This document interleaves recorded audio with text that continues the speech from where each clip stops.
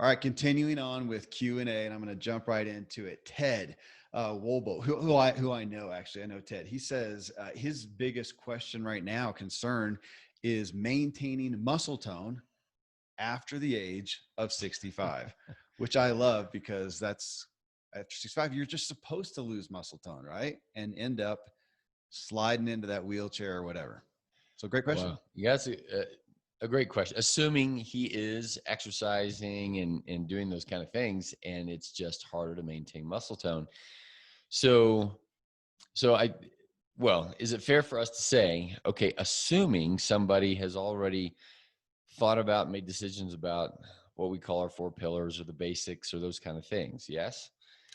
Which I'm going to reference a couple times in this show. Just, I mean, so the True Life show, if you go back, it's the first 13 episodes. The first two were kind of overview on functional medicine on the whole gig, and then shows, whether it be 2 through or 3 through 13 are literally kind of the four areas of functional medicine that we walk you through. So assuming that somebody's doing that, but it would be great to somebody's out there who's hearing this kind of stuff and is getting on the bandwagon now Yeah. at age 65 after Okay. not, and then somebody else That's has been fair. doing it. I think, right. I can't speak to somebody as if this is all known. Yeah. And in fact, you and I talk about that a lot. I kind of am always amazed that other doctors out there would think about things in a different way and not provide importance to what you eat or how you think or how your marriage is or how you sleep. And so somebody over 65, and now you've got 6 decades behind you of momentum. And that, Or well, that's what I mean. whatever. Downward Well, either momentum, way, yeah. maybe, right? Like gravity is now having an effect, and it should. So there is nobody, if we think about muscle tone and skin tone and just tone, there's nobody that's 65 that has no wrinkles, right? That is not possible. But you've seen a 65-year-old that looks 90, hard living, they're craggly, they've got, deep crevices or whatever. And in a man, sometimes that looks good, but in a woman, we don't think that looks good. And so it's kind of not fair. Um, but you've seen also a 65-year-old and you're amazed that they're 65 and they still have wrinkles, but less. Who is the guy? The guy who just did the plank, like the world record plank? He I was don't something know. like that. Here, you talk. I'll look it up. Right. So, well, a plank, right? How long can you maintain a plank? And if you're not maintaining your plank, which is just a push-up held at the top. 62-year-old Marine. What's his name? It doesn't even. Well, he is not very saggy, right? Like he can hold a Less than plank. I am, I think. Yeah. He's like a board. Yeah. But he's been doing it, like you said. So he's been doing it all his life. So what's his gain? Muscle tone to keep doing what you're doing. He's got more muscle tone than we both do. Well, right. So there you go. He's got, 30, 40 years behind him of toning these muscles. So somebody is coming into it. And I want to encourage people to say your muscles, your skin is always ready to be improving. Oh, there he is. George Wow. Hood. Yeah. Okay. He looks scary. It's like he's going to kill somebody. How long did he do it? 7 hours. Oh, that's just disgusting. Wait, is that right? With 8 hours, 15 minutes, 15 seconds. It took him 15 minutes and 15 seconds to get to where I am after about a minute 15.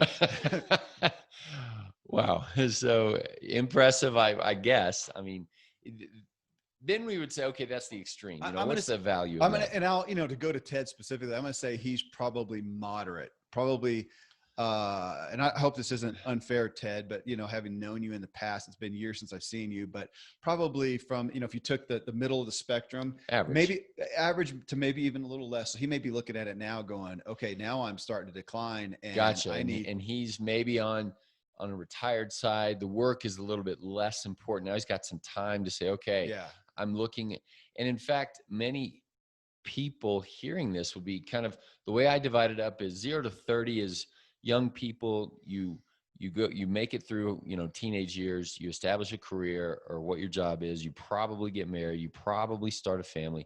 30 through 60 is you do your career, you raise your family, you spend yourself in your passions out there. And then 60 to 90 is okay, now what? I don't want to be so spent, so broken that I've got nothing left for this last little bit here. And so, we're in our 50s looking at, we want to, and you want that momentum to be going well. And so for people who are saying, okay, I'm going to get on the bandwagon, where do I start? I would still say, my goodness, you've got to start at the foundation. So your nutrition's important, your movement, your sleep and recovery, and your relationships. Why do you want your body to be able to do that, to be more toned? What does that mean? Which Are we're going you to hit on in a minute, kind of in that motive goal thing. But so let's say he's doing that and he's saying, okay? okay, but what, I mean, we did a show on exercise and we say this constantly, or it's your quote, what's the best exercise? The one you'll do. The one you'll do. But if you're talking muscle tone, I do see that because coming from primarily an endurance background, I'll see guys who can ride a bike or run and they're 80 and they can go along, but they're shuffling along and man, their muscle tone's pretty bad. Right. And you can get away with so little, especially running, you can kind of shuffle along as opposed to like what we've talked about doing burpees. Man, if you can do some burpees, you got to have some muscle tone. I mean, it's, right. that is, I love those, what do we call it? Kinesthetic, Right. HIIT workouts and Right. stuff, but muscle, if you're looking at muscle resistance, right. I don't. That's hard. So me, I'm on the less side of that. I'm more likely to wind up being a, capable but shuffling 80-year-old because I have, 40 years behind me of less resistance work, like you being in the endurance more so world. And so your muscle mass is important. Your overall muscle mass, especially, you carry most of that muscle mass in the gluteus, the back, the pelvis, your hinge point. And so that's where I would go to him and say, because the tendency is to go do curls, right? It's like, I'm going to get in shape, and you get some dumbbells and you do curls. That your overall, the lean muscle mass of your body, you've got a little bit in the bicep over here. It's your core. But You pointed at me and said a little bit. That's offensive. Compared to the rest of you, Kevin. Okay. You got a big butt. That's what I love telling women is like, look, your homework is to get a big butt. Uh-huh. Now lose the fat part of the butt, but get a big lean muscle mass. And that's where I go to the older ones and say, work on the gluteal area, the core, the hinge points. And those are not your super fun exercises. People tend to want to do push-ups, pull-ups, and things like that. They want to see a difference in their arm tone and their leg tone. And I would say yes on your thighs. So that's what I would tell a guy like that says, hey, I've got some time. I want to put into it and I want to see real results. I don't care about having the beach body and how I look and, the abs and whatever else, but I want to do the kind of work that's going to be efficient for me to be becoming older and weller for the long term. Well, I'm thinking about that. If it's just me and I don't have some athletic goal or aesthetic goal or something like that. And the thing I've been doing for a while now, for whatever reason, I don't know, is just instead of doing the, okay, I'm going to go work out for 30 minutes or 45 minutes.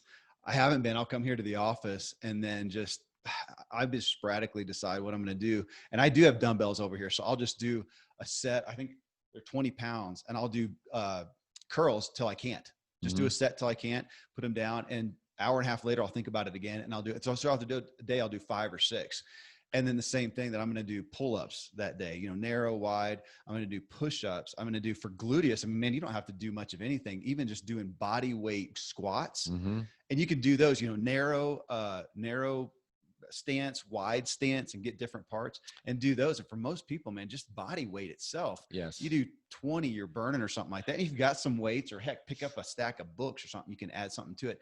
But to think about doing it, and from a muscle tone, my perspective has always been to do so to take all those are going to hit all those body parts. And if you want to do like a burpees or something like that, but to do each of those twice a week. So if I'm, if I want biceps, triceps to do that exercise 2 times within a 7-day period. And there you get into the perfect. Is that the perfect math? No, it's ish. It's right. It's just, if I do the biceps, I do that and I don't do them again until 2 weeks later, it's probably not going to foster muscle growth. Yeah, You're not going to see growth. Yeah. So growth or even maintenance of that. So to think about day in and day out, and I'll never forget, I've talked about it before, at one point seeing she at that point was the oldest woman in America or something like that. And they're doing a little interview and she's little and spry. And they say, you know, what do you do? She says, every day, this is what I do. And she goes through this little routine of taking these little bitty weights and she pumps them here and she squats down and she does her little things. She says, I do that every day. single day. And I thought that even if you come up with just the same thing, now I do like the, you know, mixing it up.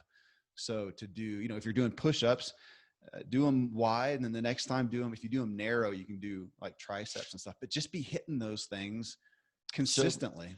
So I would even say because most people out there, they walk. That's what I hear most of the time, especially women and especially older people. Better than the couch. Yes, it is. But it is. And I would say, look, that's the bare minimum. Yeah. You ought to be able to walk a few miles per day, every day with your wife, every day. That you should enjoy it. You should look forward to it. And I want to be becoming that guy that you just walk. Yeah. And, but for us right now at the start of that walk, like for me, if I walked home and I just got to get my kids capable of taking themselves to wherever they need to go, that's a 20-minute walk. So I can go the long way. That's a 30-minute walk. At the start of the walk, what I could do every day for the rest of my life, because what you just said, if I max out my squats just with my own body weight, at 1 minute of deep squats, you start to get quivery. Yeah, you're burning. Okay, that's 1 minute. And then I drop down. I am maxed out in 1 minute of push-ups. Yeah. Right? Maxed out. Less probably, yeah. And number 3, 1 minute, that's way too much to do pull-ups, right? You can't do a minute worth of pull-ups. Yeah. And then on number 4, I would do a crunch or a Superman. Superman is the opposite of crunch. You lay on your belly on the floor, you're sitting back this way. You're like you're flying. You get your chest and your legs as far off the floor as you can. So you're crunching your back, you know, the other way. And a crunch forward, you can't do that for a minute. Mm-mm.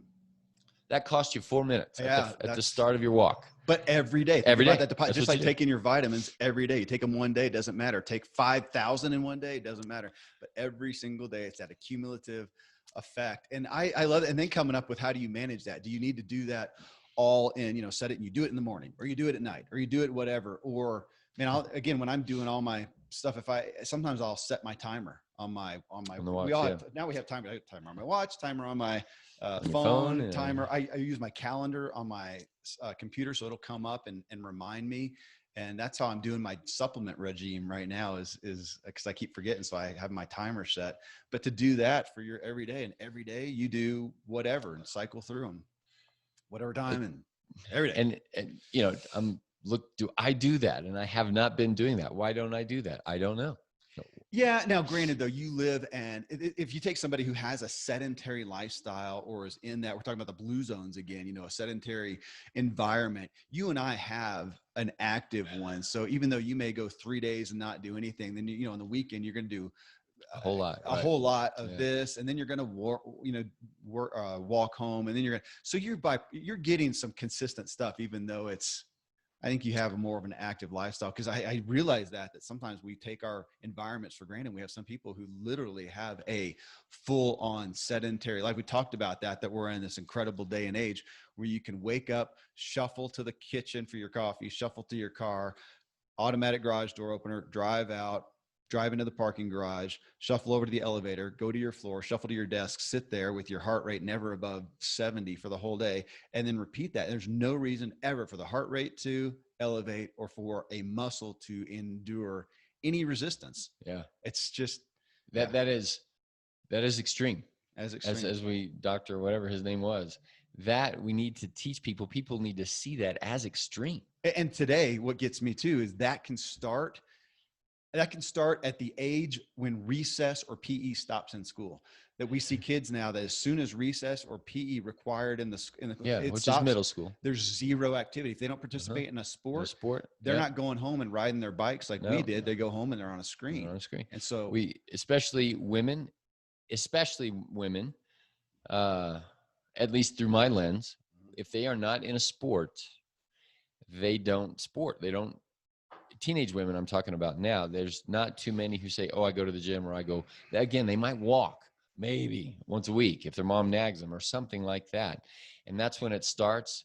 And then there might be a revival in college to a different kind of mindset or lifestyle, but then so quickly, Yeah. a busy life sets in.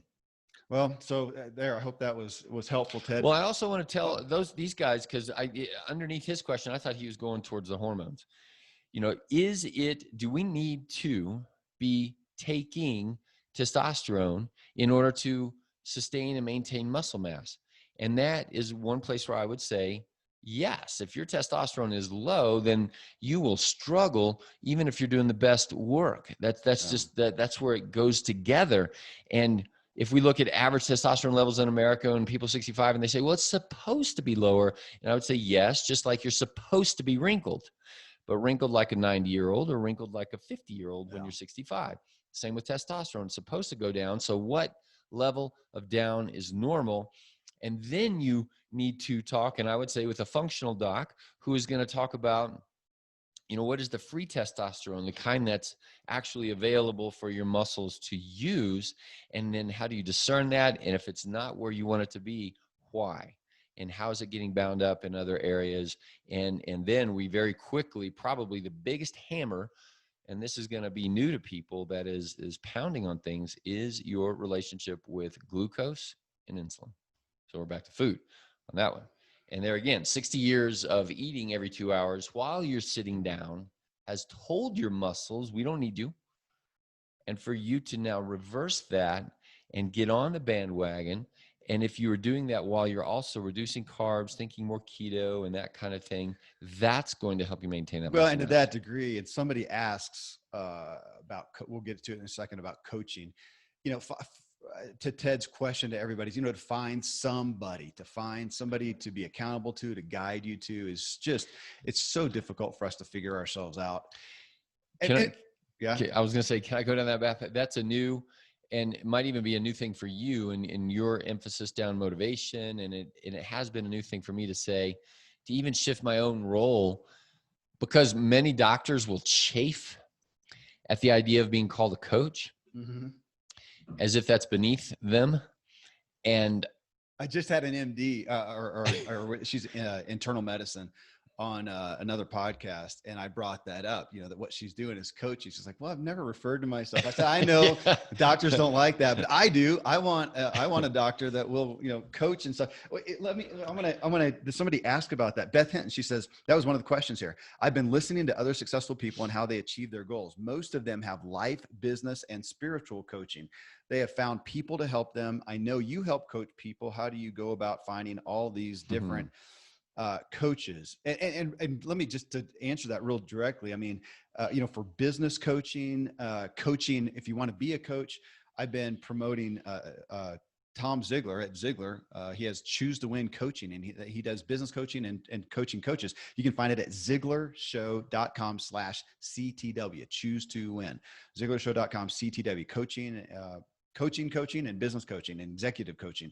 48days.com, that's my dad, Dan Miller, and they do career coaching and have sources for other coaches. So you can go there and inquire, and they can help guide you to coaches. So there's two sources for that kind of coaching. Now on health and wellness, man, and with all these things, man, and I gave you those sources because those are vetted. So I'll stand behind those. But when you look into health and wellness coaching, I can put my shingle, anybody You're can. right. You do not have to have one certification. And the bummer is, I know people with no certifications who are better than those with certifications. Yeah, right. So it's vetting them, looking at testimonials, finding them from trusted resources. And here we are. I mean, from a coaching standpoint, not everybody can have Dr. Randy James. Well, and I have changed my tune and I dance around it, but to say that one of our pillars when people come into True Life Medicine is to have me as a coach. And to, yes, I think my expertise in that world is to say, how can I help you to understand the biochemistry to whatever level you want to understand it at to get to your goals? But then to go back on that root word of docere, which means to teach, that's the Latin word that became doctor. And we've talked before about when I was in Japan in the military, and we would meet some of the local other doctors, that they were called sensei. And so people might remember that that's what you call your karate teacher. And if you remember the movie, Uh-huh. and you had the bad sensei and you had the good Yeah. sensei from Karate Kid, and it's said with respect. It's said with, so in Japan, you call your karate teacher and your doctor the same thing. In America, yeah, doctors don't want to be called because, right, you can go buy a certificate for $20. I know, but even there, a doctor being teacher, that's not, now you're fixer. You don't Oh teach me, just yes, fix it. correct. Fix That it. it's it, and that's where I finally, and in my own business coach, and teaching me to step out of the paradigm and the mindset that my job is to fix you. Yeah. If your blood pressure is high, if your cholesterol is high, if you have diabetes or cancer, it's my job to fix you. Now, for the patient who just wants to lay there in full submission, to fix me basically means what we can do with our $4 trillion system is keep you above death, Yeah. keep you into lingering. We can Manage your illness. your illness. Yeah. That's right. Now, there's a few things that we can cure, a broken leg or something like that if it needs surgery. And Thank great. God for that. Thank God for that. But by and large, 80% of the system, the chronic health and disease, and like these guys are saying, I'm losing my muscle mass. There's no pill for that. I'm losing my energy. Yeah. There's no we don't management system for that. Healthcare is not doing prevention or even maintenance. Really? And even no, it's a slower downward trajectory is what healthcare is providing. It's the brakes. It's putting the brakes on. Putting the brakes on. There's no gas. There is no upward. That is a good one.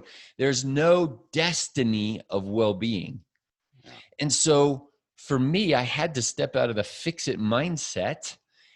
Now, what's even harder is to coach and teach another human being out of their own please fix me mindset.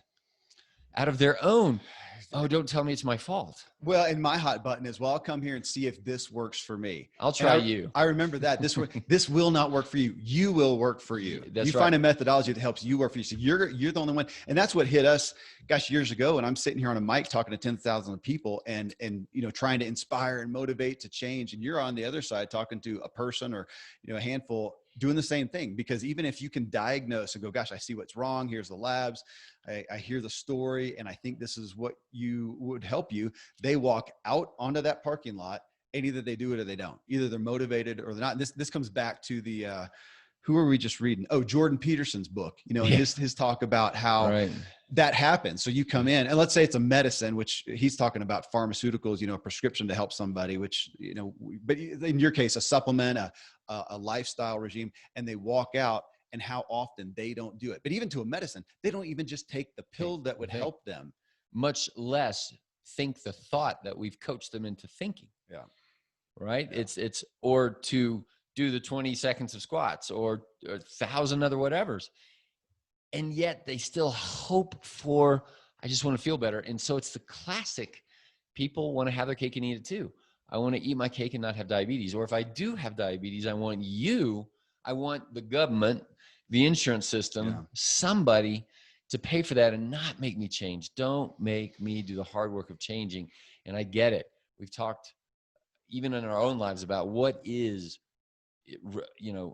relief from a hard day's work versus restoration. And restoration requires with it some kind of work. You got to actually go to bed. Yeah. And relief won't be found in that good snack with late night TV and whatever else. Well, I mean, again, to her, to having a coach, to specifically, so I gave a couple of resources to Beth for a coach, but the best way is just like everything else. When you want a realtor, the number one way that realtors are picked is people come into a new area and they'll ask the first person they find at the doctor's office that they visit for the first time or at church or whatever and say, hey, I need a realtor. Who do you recommend? Because again, anybody can get a realtor's license. And the difference between the one who is top notch and the one who's terrible and got their license last week, you can only know by vetting them and testimonials. So to this degree, this is a good place where social media exists to say, hey, I live in Boise, Idaho, and I'm looking for a health and wellness coach, a business coach or whatever, and go ask people and let them say, hey, I used so-and-so and they were great. And you'll invariably have somebody say, hey, I used so-and-so and they stunk and I had this.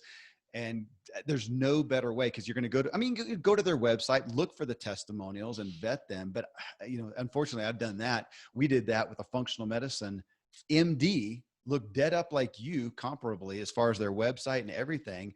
And then, of course, had somebody go to them with a terrible experience. We should have gone to their patients and right, and said, how does this guy how does operate? this guy operate? Yeah. So that's, but let me, I want to address functional medicine specifically because somebody asked that. Wayne Meyer, she says, I've really been digging into functional medicine. I'd love to get a roadmap of what would be good to do. I don't have many local practitioners, and the ones I find seem to do a lot of things with no clear roadmap. I would like to know more about some of the testing options, and I want to focus on food allergies. Oh, wow. So that's like a new patient for me, right? That's somebody coming in and they say those words. And almost, so at the front side of that, I would say in my, because you go out there and it's going to be expensive. So number one, though, I'd say your cost, whatever it is, your question is great because you want a roadmap. You want to know, hey, I start here, and in 6 months or 12 months or whatever down the road, how do This is you, possible. that's right. Yeah. Right. Yeah. If you do the work and et cetera, not pie in the sky stuff, but you do want to feel, you're not going to be younger, smarter, better, faster, but you want to feel younger, smarter, better, faster, or at least feel that, hey, my trajectory is up. That's great. What's the algorithm?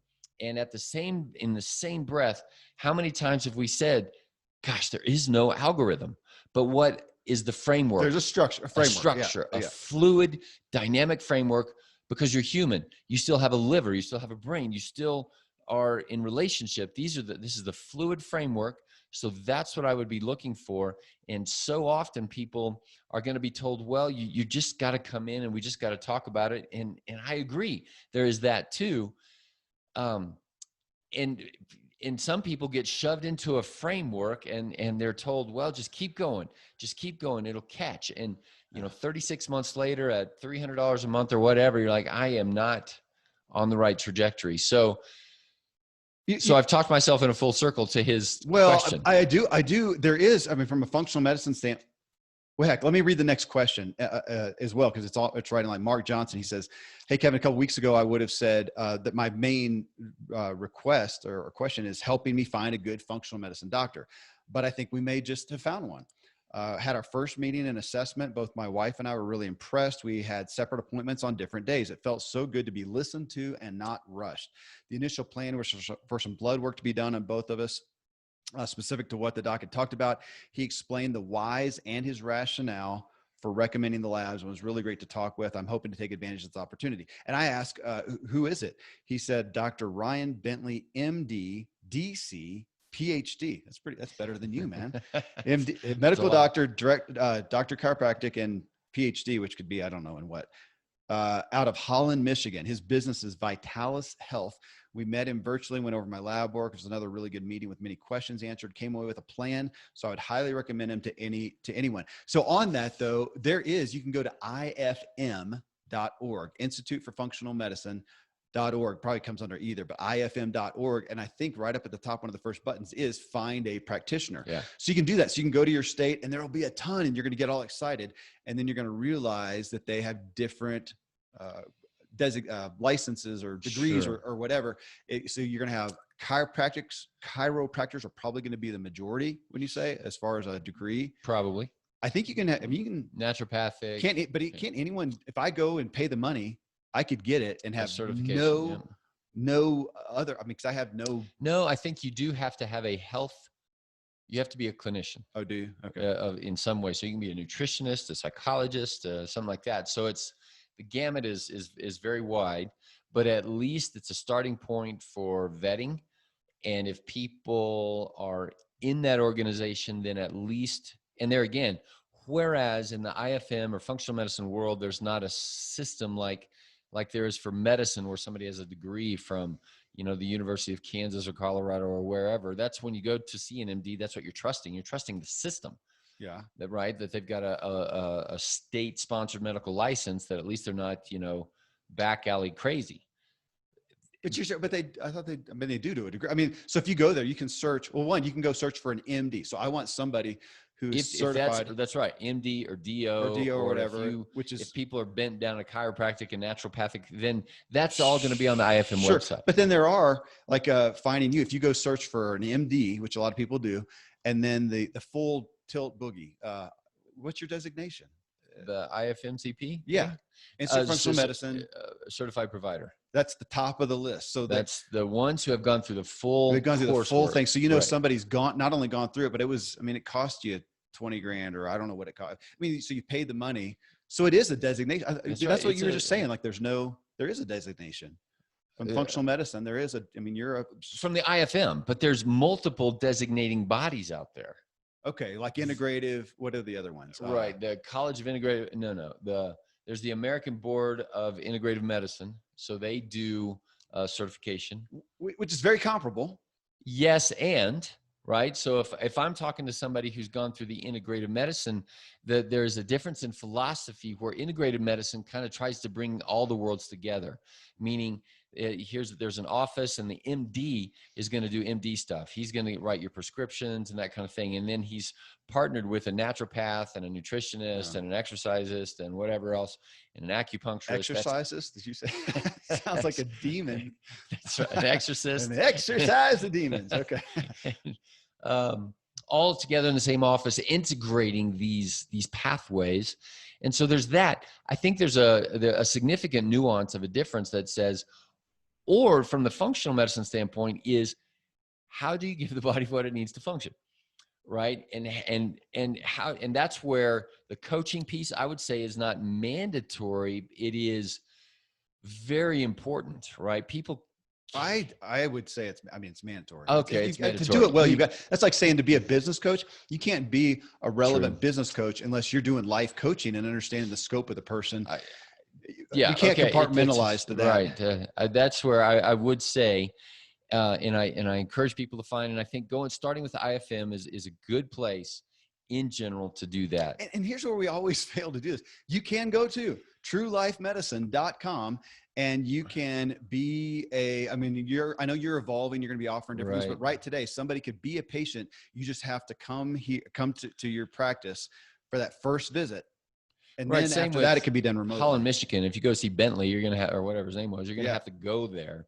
So that's right. But I'm just saying there are people flying from around the country to come see you, doctor, and have that first appointment here. The rest of it is done remotely. And yeah, the same thing. If you find somebody that you really like that's cross state lines or is further away, this is a different relationship because it is more. You don't want to use coaching consultative. Right. Be done remotely. So a lot of times we'll tell people have your local acute care doctor. Yeah. Right. And that's called an urgent care or emergency room. Here's the next question. How do I kick chronic ear infections? Which that's a great one. You got an ear infection right now that's blowing you up. You go to the urgent care, go to your regular doc and get, you may need to get something. Right. But if you're having chronic ones. Clearly this person has already been down that pathway 10 or 20 times. If that's an adult. And generally that's not what traditional medicine has a cure. They're going to keep giving you the same med. That's right. And then you're in an algorithmic space. So once you have, depending upon your ENT doctor, 5 or 6 in 1 year, depending upon how old you are, they're going to say, okay, now we're going to do surgery. ENT, which for folks that don't know, that's what your dad was. So and that's what my dad, his dad was that, and then got into functional medicine. That's right. For this lady. Oh, well, because of going, why am I not helping them get past because that? So many people have chronic symptoms in the head and neck and they don't know it. So they think that nasal congestion and mouth breathing at night and snoring and those kind of things is just me. That's just me. Or itchy ears, or the fact that you have a coating on your tongue, or you have to pull slime from the top of your teeth. Other people are going to say, what are you talking about? But whoever knows the feeling of pulling that slime off the top of your teeth, you're like, oh yeah, I know that. It feels like cotton mouth all the time. Or that brain fog feeling or ringing in the ears or a sense of fullness in the ears, or you can't clear, you can't go down in water. So all of those things are I guarantee you she has all those symptoms. Dawn. Oh, sorry, Dawn. I thought you said Donna. Most likely, Dawn, you've got some or all of those, or bad breath. And so you're here you go again. Or people will have a chronic sinus awareness, a chronic postnasal drainage, or allergies. Somebody else mentioned, food allergies. And you just go into the system and you take Flonase every day in your nose, and you take Sudafed every day, and you take this or that. You're just managing it now. And all of these are now over-the-counter medicines. So what are top of the list ear infection medicines? No, causes. Like, is it's allergies? Is that a yeah. frequent? Well, here's the cause. You are overly producing mucus. Your immune system along your nasal mucosal passages, nasopharyngeal passages, and that's what postnasal drainage is. People that have to just kind of scrape the back of their throat like that, and they don't even notice that they do it. So I'll ask the spouse, do you hear, or a friend? Canyon does. My son, If Canyon. if he's a He throat often has that. scraper, He's yeah, often or a snorter, you know. more the scrape. Um, that and again, we've told my story a little bit, but my dad's the ear, nose, and throat doctor, and I had all those symptoms. Asthma is closely related. That's just like in your lungs. It's the same mucosal lining all the way down and out into the eustachian tubes. So his eustachian tubes are also overly producing fluid, mucus, and now you can't feel that in your eustachian tube, but you can't clear. So the air that's in your inner ear is sort of stuck. And just like in a stagnant pond, that air or the fluid, little bit of fluid that's in there, will then get randomly, there is bacteria there. There should be bacteria there. It's not a sterile environment that we live in. The brain should be sterile, but now we know that even the brain is not perfectly sterile. So we live in relationship with the environmental bugs and whatever around us in relationship. What I like to call the immune system is in sort of a diplomatic relationship. Like, I see you over there, Streptococcus, but I'm not going to do anything about you now. Right now, if we swab your throat, we can find strep. Do you have strep throat?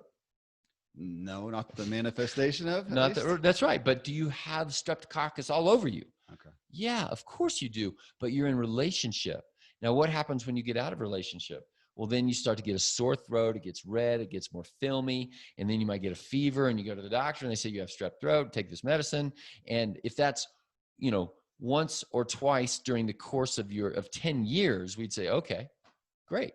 Thank goodness for good medicine. Well, and on that, when I got strep throat, this is my thing. I don't get sick ever except once a year, and I get something and I get strep throat and won't get rid of it. And I have to do an antibiotic. And that was pretty much every single year until I got on your bandwagon. Right. That's right. And then when I now rolled my eyeballs at you and now said, I don't have anyone. Humans don't get sick like that. Yeah. I ask people how, like this Don, I bet he gets a cold quarterly, monthly.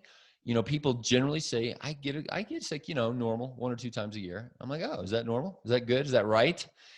If you are if you're a toddler going to daycare, then you're allowed to be sick 60 plus days a year. Really? Yeah, that's called normal. That's horrific. That is horrific. And I bet he has that history that he was that, snorty kind of kid or allergy kind of kid. It just kept going and going and going. And so what causes that? You say, well, the immune system is not happy about something. So it's over mucoid. The mucus is just too much. And let's just, obviously the answer is always, well, make sure you're doing all the other things right. Yeah. Go back to shows 1 through 13 and make sure, you're addressing all those issues. But let's just say that he is. Okay. Man, I'm because I could, we all are doing all we can and we still have our pathologies, our area. That's right. Let's say he's doing a pretty good job on the foundation. Yeah. What are some of the other famous areas that create this mucoid system? And so from a food perspective, dairy is way up at the top. And a lot of people have so let's say allergies, intolerances overall. Yes. They come down, like my son, I have one who's animals, bothers him, doesn't bother my other son. So what is it that's bothering Don? So food.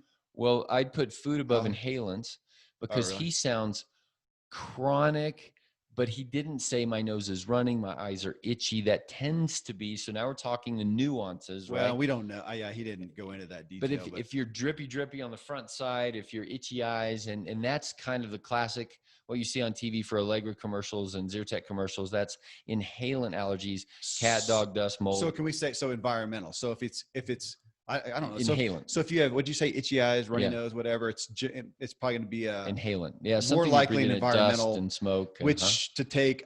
So again, I know we are not your doctor, Don. Especially, I'm not your doctor. I'll do the prescription because I'm not a doctor. I can't get in trouble.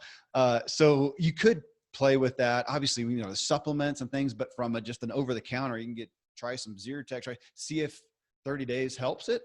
Just to kind of cause now we're getting into what can you do. So here's this person, and so I would say, okay, look, what you start right now is aim not at treating your ear infection right now, but it's the one you're going to get 2 months from now. And so Right. if you begin, Don, right now, then I am saying, hey, this next winter, the hope is that you can avoid any ear infections. And that's very rational because that's actually normal. So what can you do? Well, get over the current one and then get on the foundation. So pay attention to all those things. And then what would you do next? So it would be pretty reasonable if somebody's got inhalant kind of allergies that I would say, yes, over-the-counter medicine, Sudafed, Zyrtec, Flonase. You had me try Flonase, I think, for a the while. nasal Or something. spray, right? And there's, whatever Walgreens or Kroger brand or something like that. And a lot of people can manage their seasonal allergies that way, and that's okay.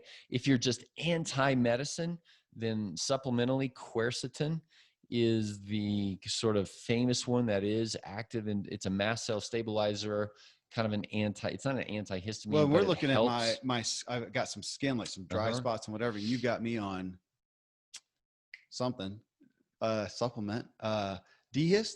Yeah, that's which quercetin. Is it? Okay. Yeah, so Dehist is the name brand from Orthomolecular that we use that I didn't know that was adds stinging nettle and some other things that are mast cell stabilizers. Is that something you can get at a GNC or whatever? So just, if people are going to the store and you want to just give me a brand to try, I would try Jarrow. Oh. I like Jarrow. Spell it. Jarrow. Probably at health food stores. And quercetin is what you'd be looking for. And I'd also tell those people, look, you're probably your omega-3s are low and your vitamin D is off too. Those are immunologically related.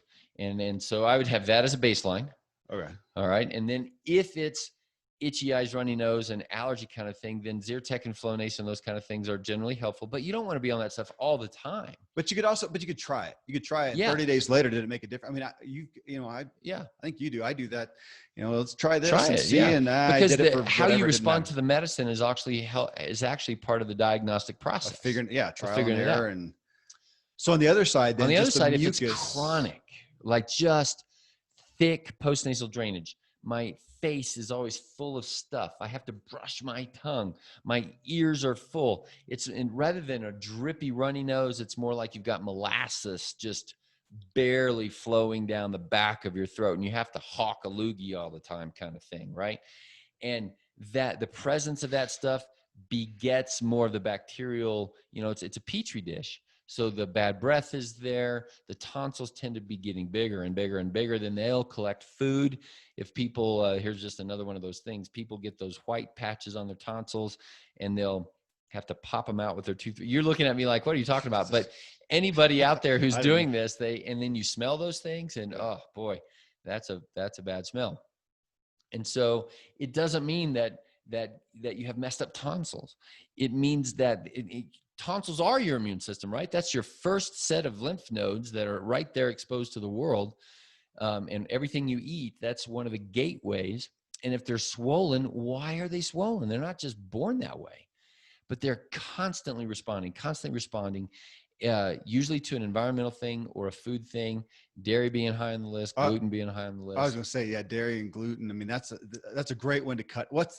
Those aren't doing anybody any good. So those are treats. Can we say that primarily? Well, sure. Yeah. But but those are staples. I mean, the average, somebody got up this morning, they had toast and cheese. I mean, those are the staples. And that's where, for people who are just now getting on the bandwagon, I'd say, be careful with that. Refer back to our previous shows. We've talked a lot about how to think about that it's not that we have messed up gluten, right? It's not, people think, oh my gosh, this is the staff of life. What do you mean? I did. I mean, it was like 6-7 years ago. And I remember who it was, Lois up here, nutritionist. And she's saying, gluten's bad. Are you kidding? This is biblical, man. It's a bread, but it's not the same bread. Or dairy or any of it. It's not the same. Jesus said he is the bread. Yeah. I mean, what would it be? I have no idea what it would be like. As a kid, I'd go to the farm, my uncle's farm, and there's the cow and or the goat, either way, milk it and hand me a cup. Which as a kid, it's kind of gross, but tastes kind of good. And what would that do? That's nothing. That's so far removed from what we're doing today. And today I'd say, oh yeah, but gosh, what did that cow eat? Oh, God, well, guys, and that cow was out on the farm, but you do that today to a cow that's been in the just feed lot or embarrassed what whatever. we do to our animals. It's horrific. So, but anyways, yeah, cutting out. So yeah, cutting out. I mean, my gosh, for a guy like that, to even go, what's a minimum? Right. 2 weeks. Cut out dairy. Is that fair? Yeah. Well, Not for enough. him, he's chronic. Okay. I'd say 3 weeks Okay. is your bare minimum. Bare minimum. And because that's the bare minimum, I'd say just do it a month. Okay, a month is a pretty good, it's a month. Right? And I am saying minimum because I know most everything you do, you'll say 90 days. Yeah. If you really want to try it, then I'd go 90 days, dairy-free, gluten-free. Yeah. Okay. Don't get sucked into dairy-free and gluten-free replacement stuff, right? So all those gluten-free breads aren't generally healthy breads. Just get out of those grains. Eat more vegetables, eat more fish, eat more eggs, eat more. I mean, again, if we go to the minimums, if you just are so addicted to the bread substance and you go find the best one that you can, but look at the ingredients. Yeah. Because a lot of the gluten-free breads, especially at the mainstream stores, have so much processed crap. They're probably worse. Probably from a glucose management perspective and from other toxins that are in there. Arsenic has been implicated in these because now you're using, pulverized weird grain almond flour. We've created flour out of nuts and chemicals. And same thing with the dairy free. Same with dairy. Now we have oat milk and almond milk and milk of everything. We've been doing oat milk. Right. Well, it's not milk. It's still good. It's just again, it's good for needs water. I know for my smoothie. I like it. We do a good amount of the non-dairy almond cheese. It's still it's a process. It's a process, block of something. Weird way of something. But on your pizza night, and if you can't do it, pizza night, I do dairy, man. I go full no, tilt. For this guy, he's gonna do 90 days, and the family's having pizza, and he's gonna say, okay, well, I want to do that too. Go get your cauliflower crust, whatever kind of base, make your own. You can get these fake cheeses. They won't be the real thing. And it is not going to taste as good as regular. It's not. Don't even call it pizza. I'm having a cauliflower toast. Almond cheese thing. Don't even call it pizza. Because that's what we do, in the whole vegan and vegetarian. We go, oh, this is a, replacement. This is cheesecake with no dairy. It sucks compared to cheesecake. Don't call it that. Here's a dessert. Well, now we have the Impossible Burger, right? Impossible meat, and the other that can't be meat. Whatever those things are. I watched a show on this, and the lengths that they have gone to get sizzle factor on the grill. Oh my gosh. Hold together factor, smell factor, juice factor. And is it better for the planet? Is it better for the world? Is it better for the body? And all those kind of things. And I'll give an opinion. I would say probably yes. I'd say it's not. I'm going to go with probably no. If you're comparing it to eating a regular grass-finished cow and not eating it every day. But that's not going to happen. It's just I can go buy grass-finished. What do you mean? The culture. I mean, across the board, not enough people are going to. So if we're looking at the cost on humanity of eating the processed cow and what it's doing to the environment, we'd be better off if they all went to an Impossible Burger. I would say overall. Now we'd be best if we. Well, right. That's kind of like saying.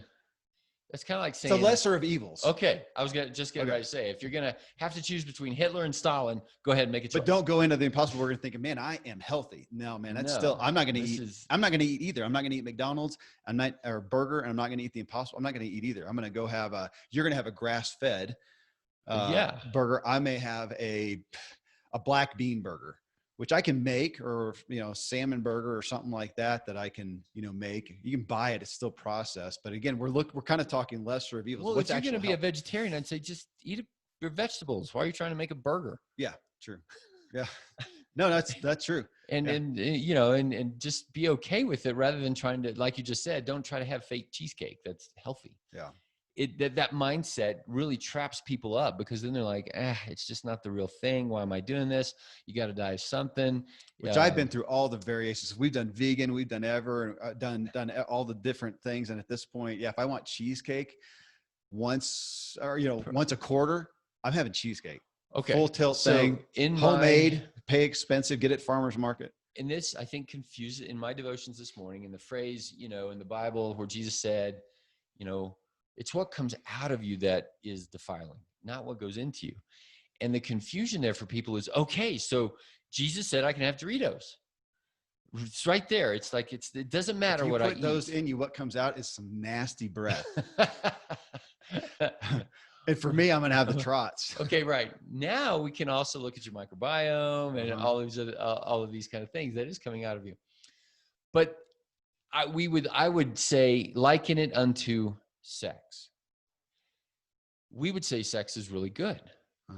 And that means you protect it. You have it a certain kind of a way with a certain person with certain big protections around this thing. And even in a marriage with fidelity, you don't have sex every 10 minutes or every 2 hours. That's exactly what we've done with sugar. I try to space at least 4 hours. At least 4 hours. 4 hours. And then even if Kevin Miller did that, after day one, I bet you take a break. Yeah. You're done for 8 hours. 8 hours. Right? So whatever. And people are like, oh yeah, I get it. But our culture says, no, the more the merrier. And if you're 15, it's normal to express your whatever else. And I would say, well, okay, the society is really debating hard on what is right and wrong here. But does anybody in our society say you should go have sex with a 10-year-old? Well, probably somebody does. Well, gosh, right? But we would say it's criminal. But now people are even saying, well, gosh, is that really, what if it's consensual? Well, now we have crazy talk about what consent where are you going means. now? Same with food. Yeah. Well, I thought you were going to go to like sex. The word that we use is I want absolutely great sex. You can, I'm not. We're liking that unto cheesecake. I'm not a prude of sex. I enjoy it with my wife, but I want it sacred. I want it to be meaningful. That's right. Just like, the cheesecake which you're the one that said that is, should you be having cake every day, every meal? No, you've ruined it. But if you have it for that kid's birthday, man, that is righteous cake. Righteous I love cake. that when I had cheesecake 2-3 weeks ago or something like that, brought by one of my daughters. She got it at farmer's market, homemade by a lady, all natural ingredients, paid out the wazoo. And it's, 3 times what it would be at the store. It was sacred. I'm laughing. Do you know the song Cake by the Ocean? Yes, you talked about it. Okay, so here's where it comes full circle, right? We can have sex on the beach with our wives. Yeah. And that's not going to happen every day. And that might be some special, that is a sacred motion. That's what Cake by the Ocean, the guy forgot what Sex on the Beach was called. And we're not going to go advertise it you just don't share that with everybody. And if you have righteous cake by the ocean with your son on his birthday, that's great. But then the next day, if you go to IHOP and have pancakes, and then on the way home, you're driving and you swing in by McDonald's and then whatever else or you have a nice healthy granola bar that you got that's full of the high same sugar. Yeah. And dairy, gluten, corn, and soy are those things. And that's where we say, in essence, we have raped the land. Mm-hmm. Right. And I want people to hear the hardness. It's like of the old word. thing of Christmas every day. Who wants Christmas every day? Christmas every day? Not Christmas even kids do. That's right. My kids used to have it. I think it was a Veggie Tales, the Christian animated Veggie Tales. And it was, I think it was that, but it was something Christmas every day. And how ultimately they're like, oh my gosh, this is terrible. Can we stop it? Can we it's please no fun stop anymore. It? It's no fun. It's the picture of hell where a guy dies and he wakes up and he's in the Playboy Mansion. Yeah. And he walks around and he has a guide, and the guide's like, you can do whatever you want to do. Whatever you want to do. He's like, oh my gosh. So he goes down and eats a whole cheesecake.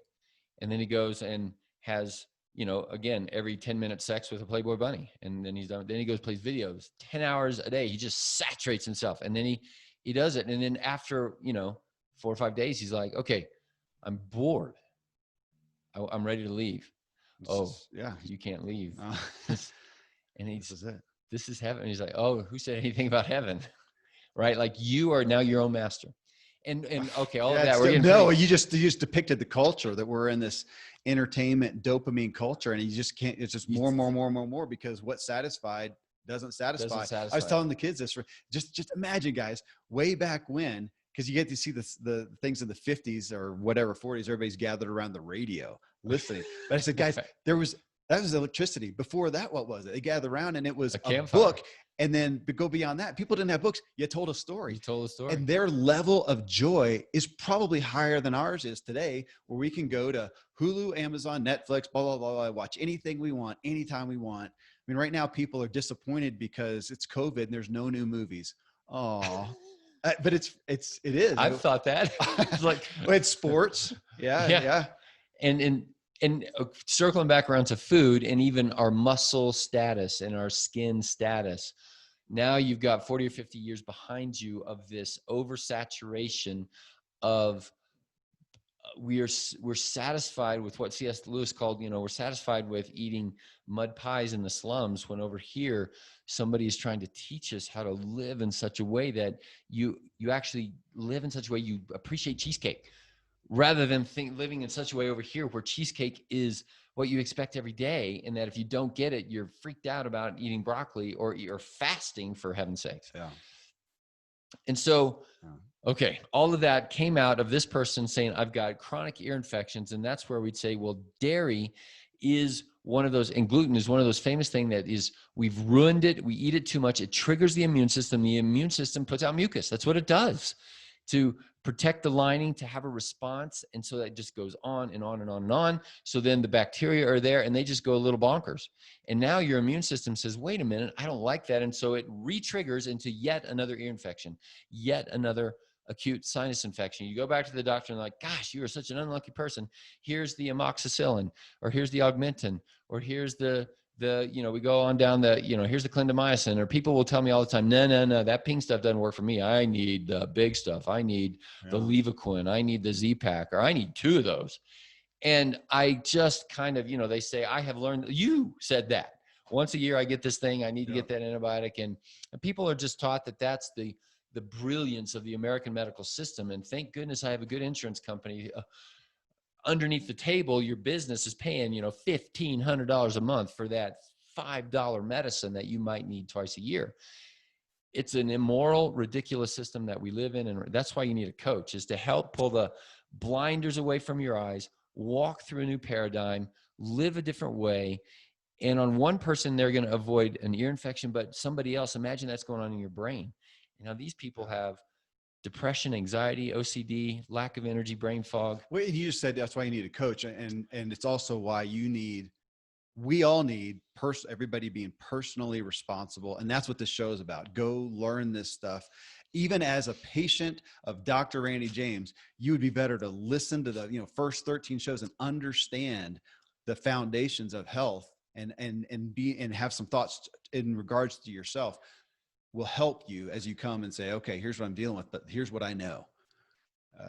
And you can do it. That is the freedom of decision, the power of decision. Of you are choosing your own pathway, whether you think you are or not. Now, granted, we are so influenced by commercials. We're so influenced by the moneyed system, the marketing system that is paid to keep your eyeballs on screens. Mm-hmm. That's what drives the train. Nobody's ever seen a commercial for broccoli. I don't want to forget that. This is episode 40. It was episode 39 where we were doing Q&A, and the last, or it was 38, because this is our third time doing Q&A. One of the ends of this, it might've been 38. The last question was how much screen time. Mm-hmm. And we didn't put it out there. I want to put it out there again because I've mentioned it so many times to other people now, my kids, whatever. And just, again, me thinking about it, you said it from something you read or whatever, that all those companies we all have our smartphone, all those apps, all those things that we think are a benefit to us.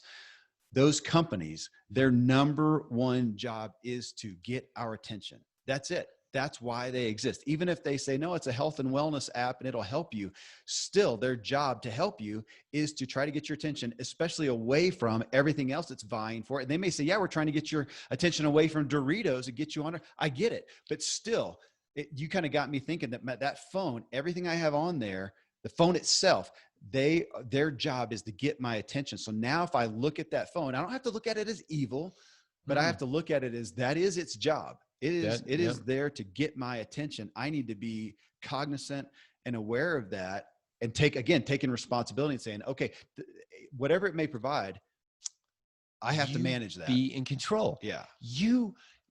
Jesus, it also did propaganda, if you want to call it that. He wanted your attention. And He said, he who has ears to hear, let him hear. And he got up and talked. Right? And And the reality was many people left. They're like, this message is too hard for us. We're done. And that's what you and I are saying. Or at some point he would stop and go, okay, now you need to go away. You need to go home, Right. eat, rest, whatever. You don't even need to be here. Listen to me all day. You need to go home and be a husband, be a father, go to work. So as much as I hate to say it, we're going to stand proudly on the platform of we're selling personal responsibility. But no politician gets elected on the platform of your personal responsibility. You get elected by saying, here's what I'm going to do for you. Getting their attention. Yeah. And well, and so thank you folks for giving us your attention today.